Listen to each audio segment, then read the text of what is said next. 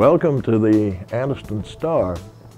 You're going to see an amazing combination of a manufacturing plant, a sales organization, an imagination, a word factory.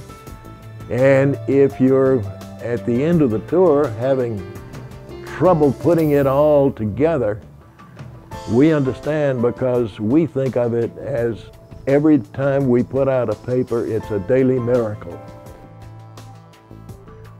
Welcome to the Anniston Star, one of the last few family-owned newspapers in the country.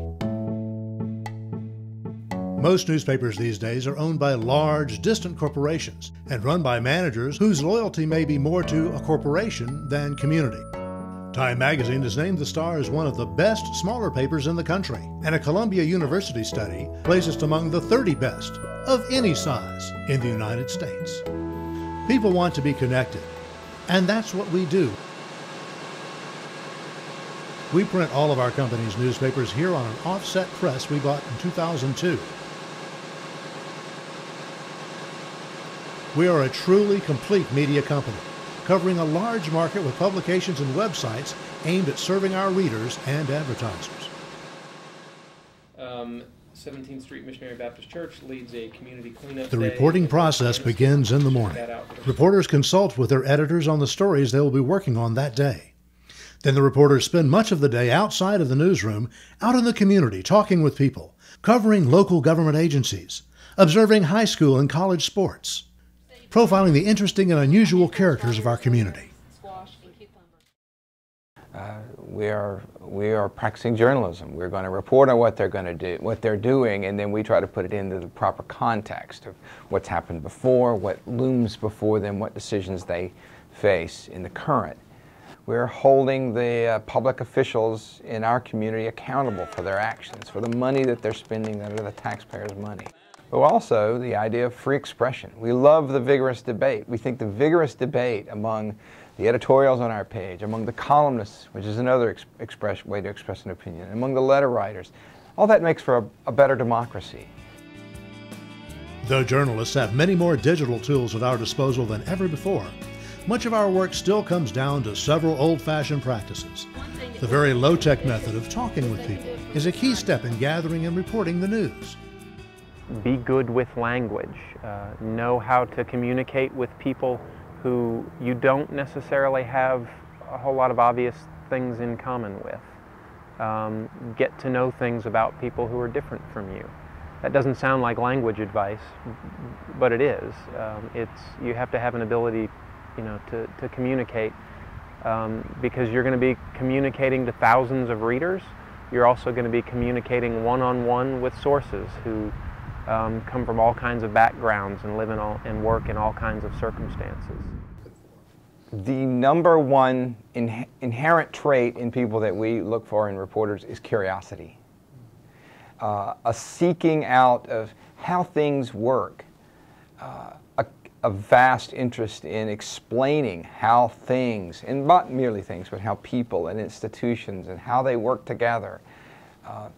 That innate curiosity is valuable to any reporter. And so it's just a planning process. And so we spend the day working on that plan. The reporters are out reporting, photographers are out shooting pictures. As the stories are written, when those reporters start turning those stories in, the editor's job then is to read those stories, make sure that one, it's well written, that's top of the list, but also to make sure there are no questions, make sure that the stories make sense, make sure that if I'm just the common reader reading this story, that I can follow it logically. So that's the editor's job, and to edit the story that way. Reporters now send live updates from the field to our websites while stories are developing. We engage our readers on platforms like Facebook and Twitter to share information and to get community input. Journalism on the web, journalism in print, journalism on television, a lot of it's the same skill set. It's storytelling. It's being able to accurately tell a story, making sure that we pick the right tool to tell that story the right way. It can be a difficult choice, but making sure we get that story right, we're fair to everyone involved, We get both sides of the story if there's two sides to it. Those are the kind of skills that are still necessary with the online news industry. A lot of people have a misconception on the way revenue is generated in the newspaper. A lot of people think it comes from the rack sales and from home delivery, but typically in our industry about 80% of the sales are generated by the advertising department. I'm Dolly Robinson. I'm the advertising manager here, and I manage the department that has anything to do with advertising. And what that actually entails is our sales reps, of course, that goes out and sells the advertising, the graphic artist that actually builds the ads, and then our dispatch that actually works on billing the ads and getting the proofs out and get the approval in. Layout is the conduit for us and the rest of the company because it's through layout and dispatch where it's communicated with the newsroom on, okay, this is how many ads we have. Then the layout and dispatch will start negotiating with the managing editor on the number of pages that we're going to have within the given sections. One of the first things I do is I have a meeting with a representative from the advertising department, and that person has collected all the ads that are going to be in the next day's paper. And the pages are laid out for the newspaper and all the ads are there. And so my job is to look at that and to see if there's enough space there for news that we have planned for the next day. In their meeting, well, this story's going here, and this story's going here, and this story's going here. And then they, the news desk, writes the headlines, edits the copy, designs the pages, and then they design them on a computer screen. And then they push a button and it goes to the production facility downstairs. Once they release the pages from up the newsroom or the sports department, what we do is we take a look at the pages, make sure the dates are correct, do a quick overview of the headlines, and make sure the ads are on there. At that point, they go into the computer to plate device. It images the plates, and then it comes through a pre-bake there and warms the plate up, and then it processes the plate. In turn, conveyors take that into a machine that's called a plate bender. It punches the plate and bends it for the purpose of placing it on the press. The control center for the press is stored in the quiet room. It is here that our pressmen control ink, water, paper spreads, and newsprint waste. Any unusable or unsold newsprint is recycled for the next truckload of newsprint. Once the newspapers are produced and pass a quality check, they're conveyed to the packaging center. Our packaging staff consists of 20 loyal people, and they handle over 6 million pieces per month, so they're very busy. Our coverage market includes all of Calhoun County, Talladega County, and St. Clair County. Just like the 11 o'clock news, the newspaper has to start on time because you have a limited amount of time to get that newspaper out. Basically, we start somewhere around 1 o'clock in the morning, and in 5 hours we've got it printed, we've got it packaged, we've got it delivered. We've got to look at some of the trucking areas. I mean, we will truck newspapers up to an hour away from here too.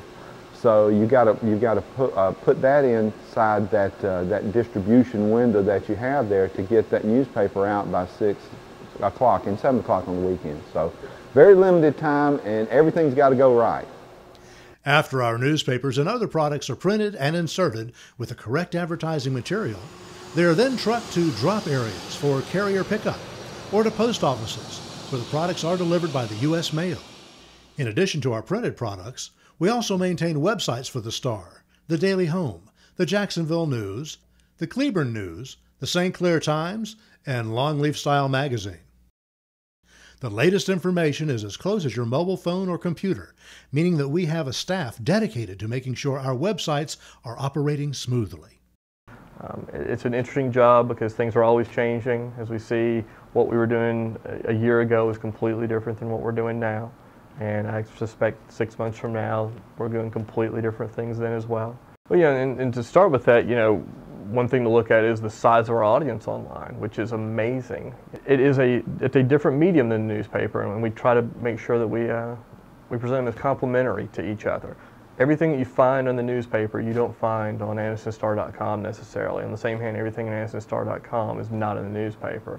But still, our newspaper, this newspaper and our others, are important to people's lives. We've done a lot of surveys, and people don't always like us, and we understand that. And that's not unique to Anniston, Alabama. It's true everywhere you go. But one of the things that we're very proud of is people believe us. They believe if you read it in the Star, or if you read it in the Daily Home, or if you read it in the Jacksonville News, it's true. And that's the biggest thing we got going for us, I think. The things that print in our paper will be, and oftentimes, clipped out with great care and tucked away in a family Bible or tucked away in a scrapbook for a young high school student, and they have permanence, and they will last.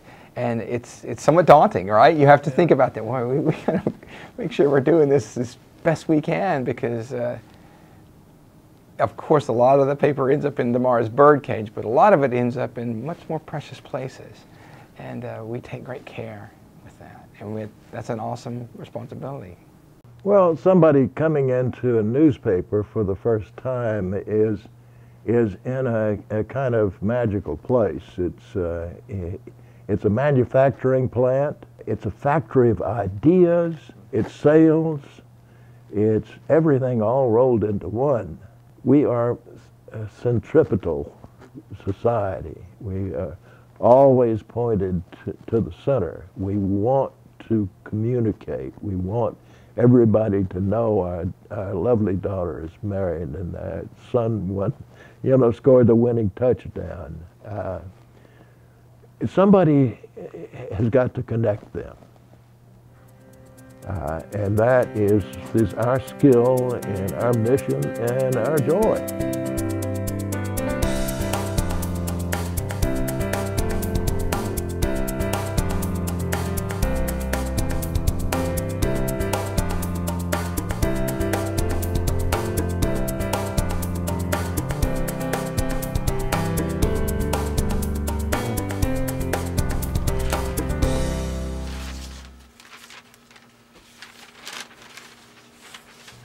It is the one institution, the one industry where we create a whole world every day.